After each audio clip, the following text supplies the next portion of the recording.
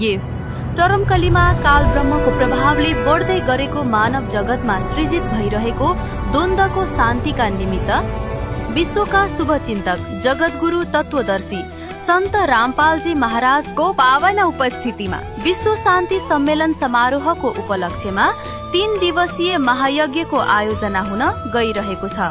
यस महासमागममा आदरणीय सन्त गरीबदासजी महाराजको सद्ग्रन्थ साहिबको अमरवाणीको अखण्ड पाठ, खुल्ला भण्डारा, दाइजो तथा आडम्बर रहित विवाह, आध्यात्मिक प्रदर्शनी, निशुल्क मन्त्र दीक्षा जस्ता भव्य कार्यक्रमहरूको आयोजना गरिँदैछ।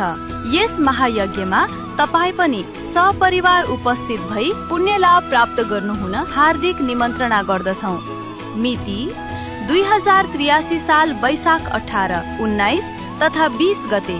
स्थान सतलोक आश्रम धनुषा, मिथिला नगरपालिका 2, बेलाचापी, महेन्द्रनगर पुलदेखि पश्चिम, जिल्ला धनुषा, मध्य प्रदेश, नेपाल।